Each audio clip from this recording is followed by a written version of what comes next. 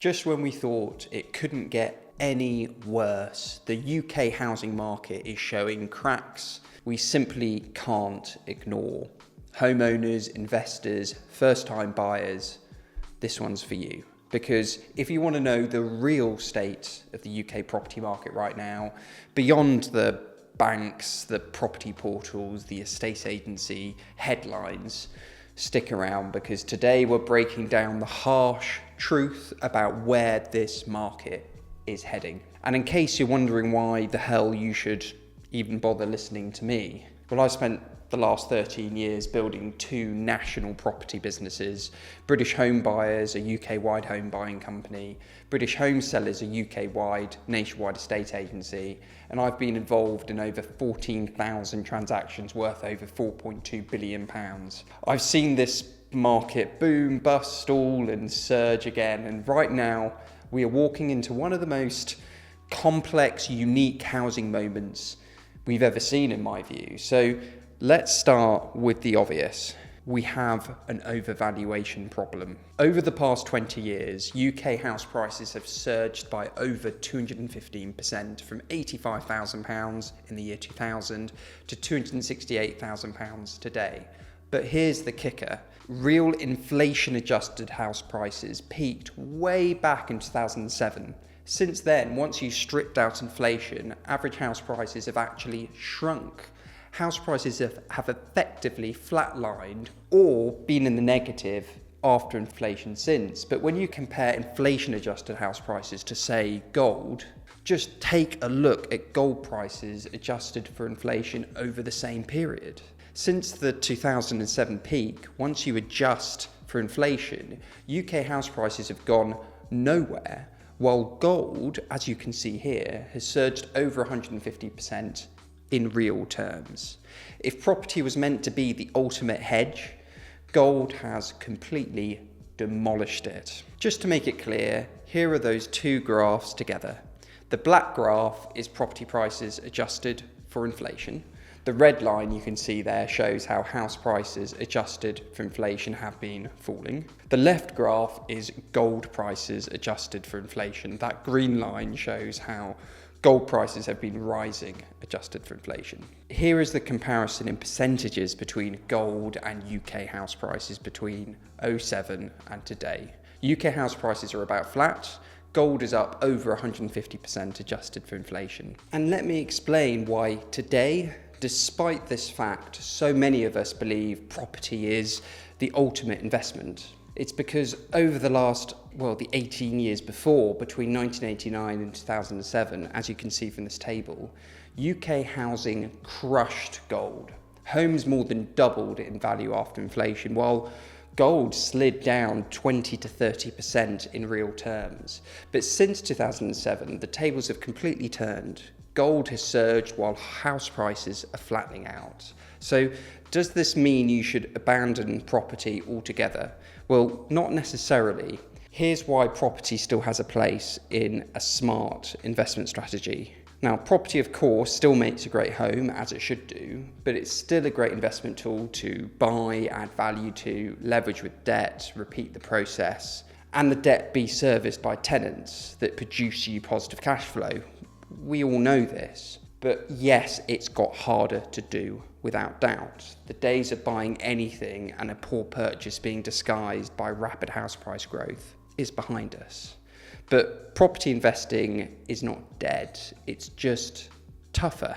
There is ultimately good reason the likes of Blackrock, Lloyds Bank and others are buying up billions of pounds of UK property. I mean, Blackrock are even increasing their stake in brick makers, literally a company that produces and sells bricks to UK construction. The reality is the big corporates are seeing property as a stable long-term way to invest, to allocate billions of pounds of capital and yield a stable long-term return via rents. And government is at the moment under huge pressure to boost housing supply and increase standards of rental properties. Although the government isn't loudly broadcasting it, they are increasingly looking to big corporates like Lloyds, like Blackrock, and others to help supply and upgrade the rental housing market. So let's talk about the generational shift we're going through at the moment. The uncomfortable truth is the old assumption that housing always goes up is breaking in reality. It has already broken in reality for over a decade. But the masses aren't noticing it because it's all hidden by the effects of inflation. And it's not just house price growth that's being disguised with inflation. It's also average wage growth. Wages adjusted for inflation have been dropping. I know this graph only shows till the end of 2022, but you can see how average weekly earnings adjusted for inflation has really been flatlining since the financial crash, exactly like house prices have. More recent data from Indeed shows wage growth has continued to slow down, clearly growing behind the rate of inflation. And even when you look at this graph showing the UK's productivity out per hour worked, again, it's flatlining. So we have a triple squeeze: house prices stagnating, wage growth lagging inflation, and productivity stuck in neutral. It's amazing how much of this data correlates, and how if you're trying to understand UK property, you can't just look at property in isolation, because UK productivity growth has been stagnant since the financial crisis. And although GDP has been rising, something the government loves talking about, the bigger issue behind that is GDP per capita has been slowing down, even been dropping in reality. So the massive amount of immigration we've had have on one hand been clearly increasing GDP, it appears, but on the other hand, it hasn't been helping GDP per capita. There are more people on this island, but the output per person has been dropping. So what's my point in all of this?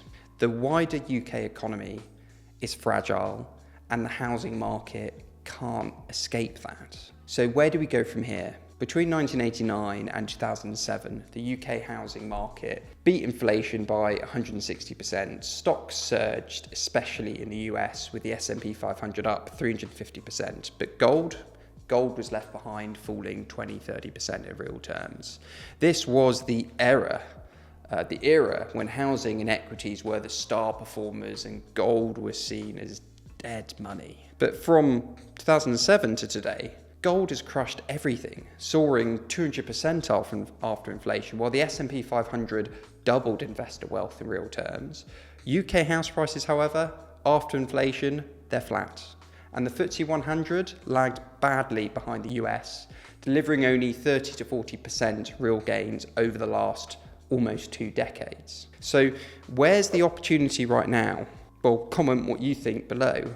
But when it comes to property, my take is, if you're a buyer, focus on value, not hype. Remember, over 80% of properties sell below asking price. If you're a seller, price realistically or risk chasing the market downwards. Judge your property value on what is selling, not the price properties are marketed for. And if you're an investor, look beyond capital growth, focus on yield and resilience, and opportunities where you can add value to a property. The UK housing market isn't dead, but the days of easy guaranteed gains, I think they're probably gone. What do you think? What are you seeing where you live? Are prices holding? Are they falling? Is demand up or down? I really enjoy those comments. It's nice to get a view of how things are where you live. Drop your thoughts in the comments. I reply to everyone, as you know, and if you found this video helpful, hit like and subscribe because it really helps this channel grow. I'll see you in the next video up here.